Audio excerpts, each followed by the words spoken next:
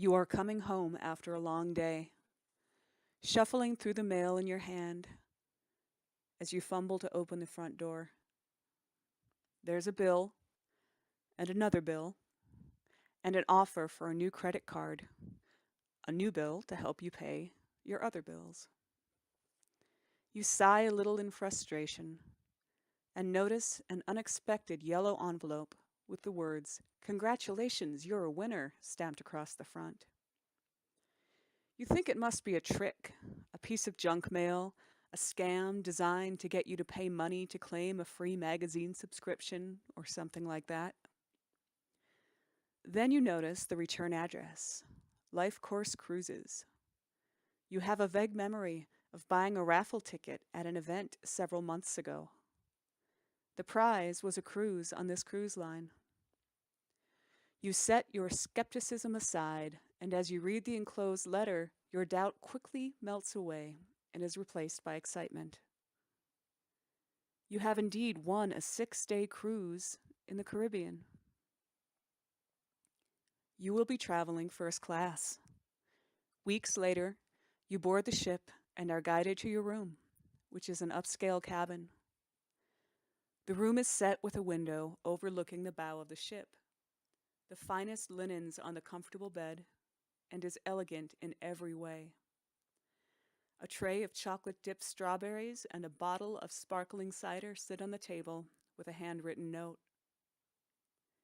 Beside the note on the table is an itinerary for your voyage. You will be making stops at high-end destinations: Puerto Rico, Jamaica, Aruba, St. Martin, and the Bahamas. Your first stop will not be until morning, so you decide to take in the ship. Your room opens directly onto the upper deck, where the fresh salt air envelops you as you step out into the cool evening breeze.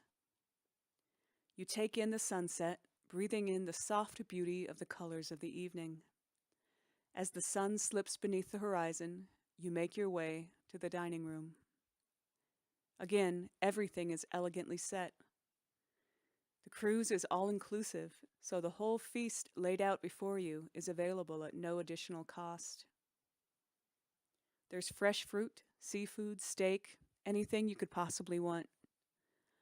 Your meal is laid out before you, including your favorite dessert, which is the most delectable thing your tongue has ever met. After dinner, you take advantage of a free spa package with hot stone massage and Reiki healing. You have a personal concierge whose task is to make sure you are completely pampered throughout your experience. You might expect traveling on your own to be lonely, but on this cruise, the crew is so accommodating that you feel like royalty. Your concierge answers all your questions about your destinations, the stars overhead, and the history of these waters. You quickly come to feel like the entire cruise is a party at which you are the guest of honor. After an evening taking in all the luxuries, you decide to retire for the night. You sleep soundly and have a leisurely morning, preparing to dock at your first port in Puerto Rico.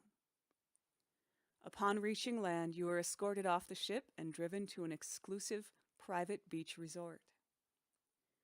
You choose a spot on a chaise lounge near the sea, where umbrella drinks and a light lunch are delivered at your request. After some time enjoying the sun and sea, your concierge joins you for a brief discussion and to deliver your first assignment. You are asked to reflect on your life from the time you were born until the time you finish school. You are asked to consider what you would have done differently had you known then what you know now. This is an opportunity, relaxing here to the sounds of breaking waves, to reflect on the events of your early life, and to consider the things you might have done differently during those years. Take a brief moment now to reflect back. Consider the most significant experiences of your early years.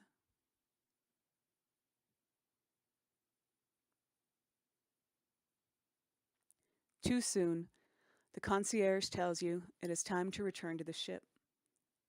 You are driven directly there and you reboard. Once again, dinner service is impeccable. This evening, however, you are told that you will be meeting with a group of other participants who have completed the same assignment you were given. You are led to a private dining room with the other participants, and during dinner you have a discussion about what you would like to change about your choices during the early years of your life. After a stimulating evening of discussion and reflection, you once again retire to your room to rest and prepare for your next day in Jamaica. In the morning, you rise to find the ship already docked at port. You have breakfast in your room, watching the sun rise over the island paradise as you prepare for the day. Again, you are driven to a high-end resort where you are treated like royalty. After a few hours of relaxation, you are given your next assignment. You are asked to consider your adult years. Knowing what you know now, what would you have done differently during those most formative times of your life?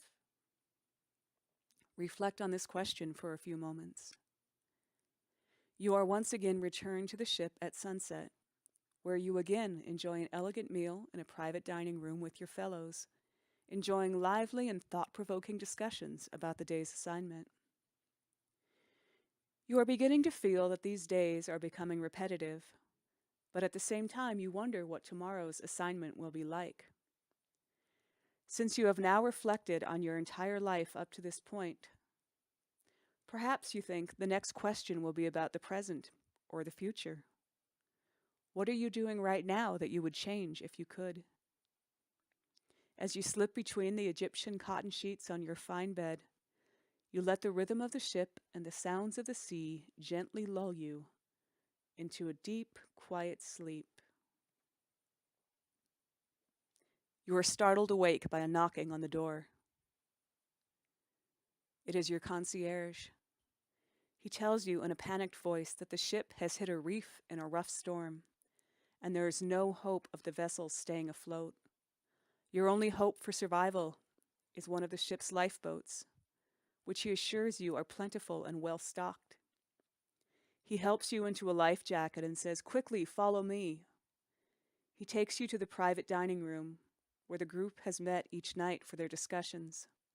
The captain breaks breathlessly into the room and tells you that there's been a further disaster. In the ship's crash, the bay that held the lifeboats was crushed. Only one inflatable raft remains, and this is the only opportunity to escape from the sinking ship. Will you be on board?